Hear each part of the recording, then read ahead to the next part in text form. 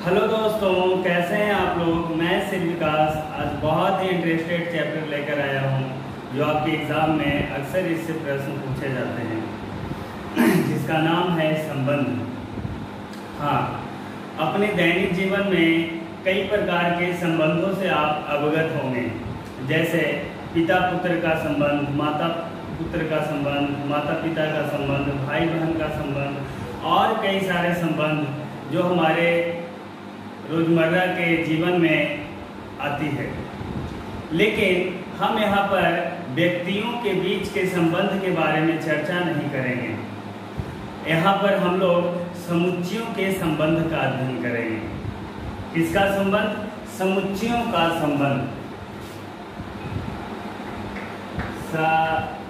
समुच्चयों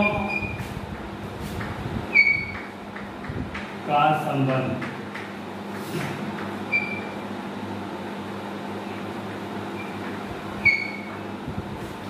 आज हम लोग यहाँ पर समुच्चयों का संबंध के बारे में अध्ययन करने वाले हैं। तो जो समुच्चयों के संबंध के बारे में हम लोग अध्ययन करना चाहते हैं, पहले हम समझ लेते हैं आखिर में ये समुच्चय होता क्या है।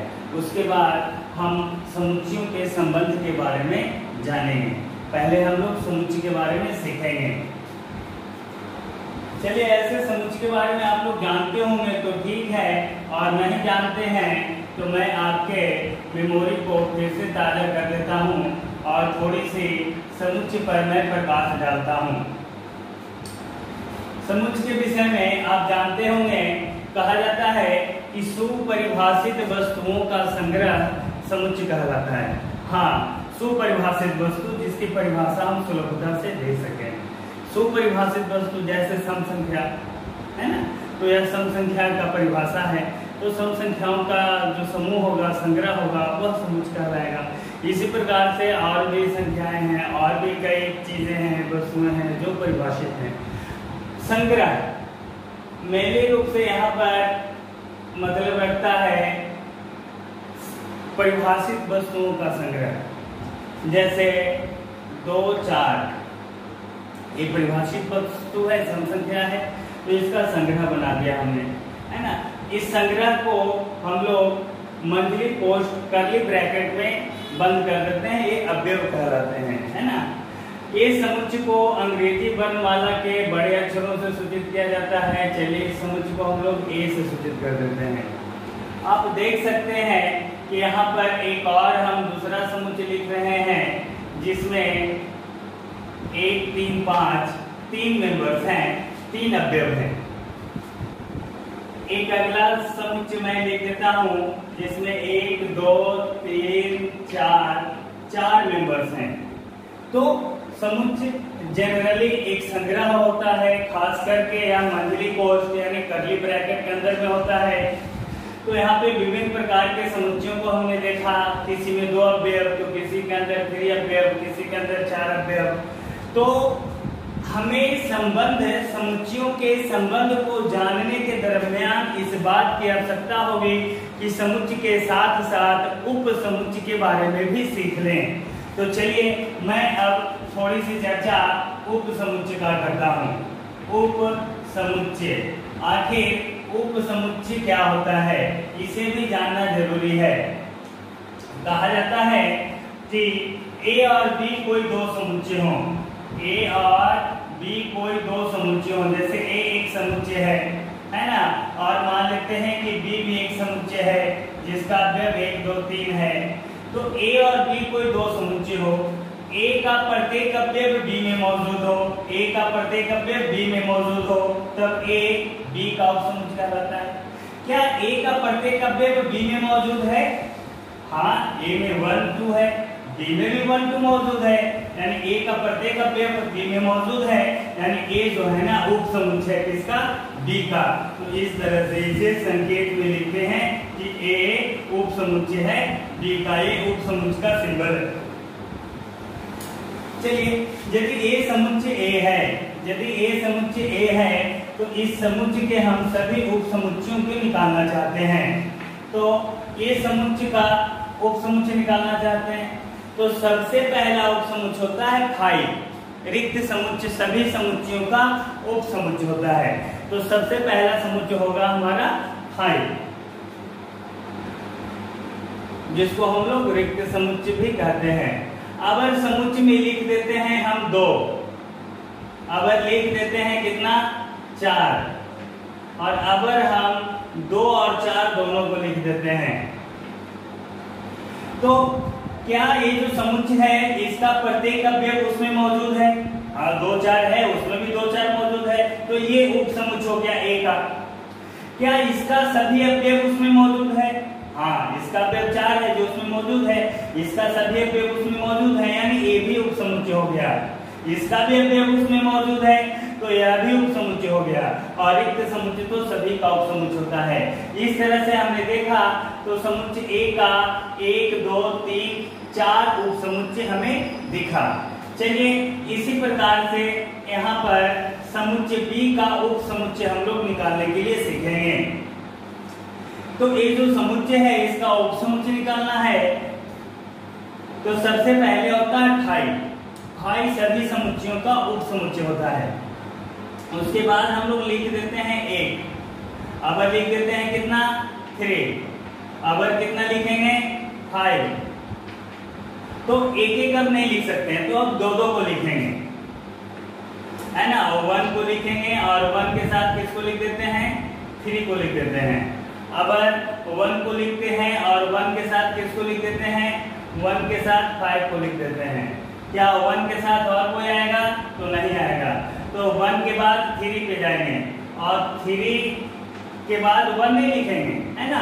3 के बाद राइट साइड वाले लिखेंगे 5 लिखेंगे, है ना, क्योंकि 3 के बाद 1 लिखेंगे तो यहाँ पे 3 1 और 1 3 दोनों सेम हो जाएगा, इसलिए हम ये नहीं लिखेंगे, सब डिफरेंट लिखना है ना। चलिए, तो अब हम 2 का भी कॉम्बिनेशन नहीं बना सकते हैं, तो तीनों को एक साथ लिख देते हैं 1 3 5। जरा देखिए कि ये जो समुच्चय था इसमें 2 अवयव थे, तो कितने उप समुच्चय निकला 1 2 3 4 उप समुच्चय निकला। और इसमें यदि 3 अवयव हैं तो 1 2 3 4 5 6 7 8 उप समुच्चय निकला।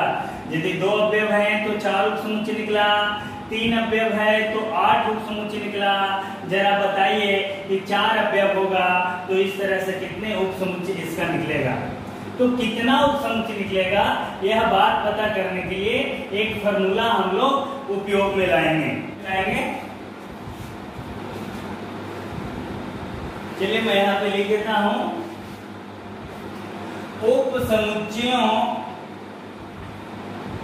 की संख्या, उप समुच्चयों की संख्या इक्वल टू फॉर्मूला होता है 2 to the power number of A।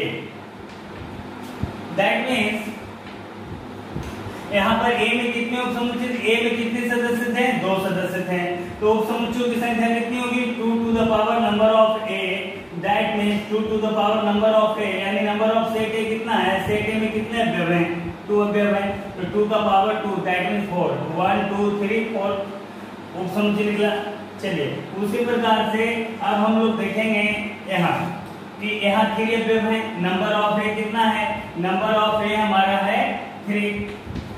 उप समुच्चयों की संख्या 2 का power number of A that means 2 to the power 3 that means 8, यानी कितना 1 2 3 4 5 6 7 8 उप समुच्चय निकला।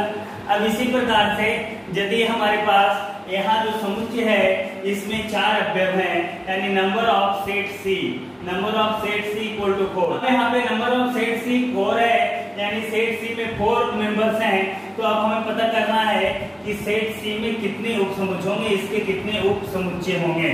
तो उप समुच्चयों की संख्या, उप समुच्चयों की संख्या, उप समुच्चयों की संख्या हम लोग कैसे पता करते हैं, तो उप समुच्चयों की संख्या पता करने के लिए एक फॉर्मूला अप्लाई करते हैं 2 to the power number of set C का निकाल रहे हैं ना।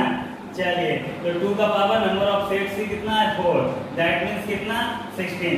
यदि आप इसका उप समुच्चय निकालते हैं तो कितने उप समुच्चय निकलते हैं 16 उप समुच्चय निकलते हैं। क्योंकि आपने समुच्चय को जाना होगा कि मंथली कॉस्ट के अंदर में जो भी देख लेते हैं वह समुच्चय हो जाता है। समुच्चय के उप समुच्चय निकालने के लिए हम लोगों ने सीखा, और हम लोगों ने यह सीखा कि किस समुच्चय के कितने उप समुच्चय निकलेंगे, है ना। 2 अवयव होंगे तो कितने उप समुच्चय निकलेंगे, 3 अवयव होंगे तो कितने उप समुच्चय निकलेंगे, 4 अवयव होंगे तो कितने उप समुच्चय निकलेंगे। उप समुच्चयों की संख्या निकालने का यह फॉर्मूला आपने जाना।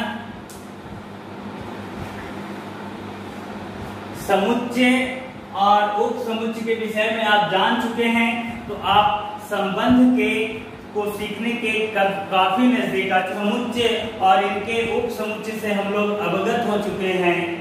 एक बात और है जिससे हमें अवगत होना पड़ेगा, समुच्चयों का कार्तीय गुणन। क्या है समुच्चयों का कार्तीय गुणन, इसे थोड़ी सी हम लोग सीख लेंगे।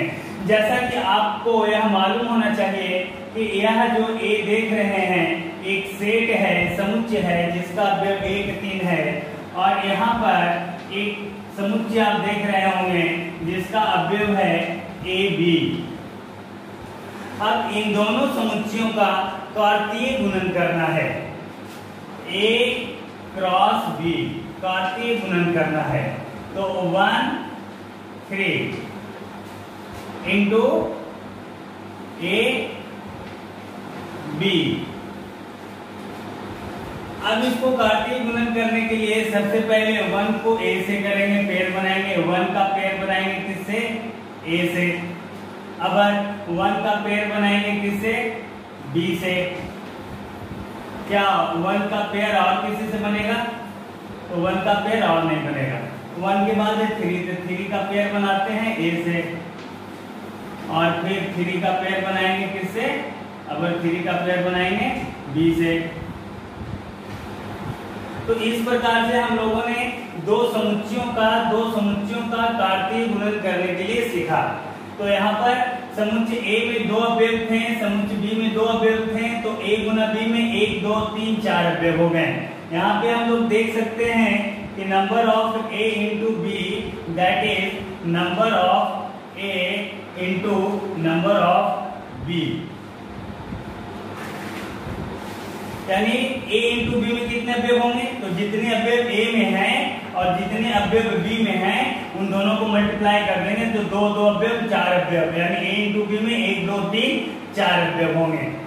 तो हम लोगों ने कार्तीय गुणन के बारे में सीखा। अब आपको मैं ले चलूं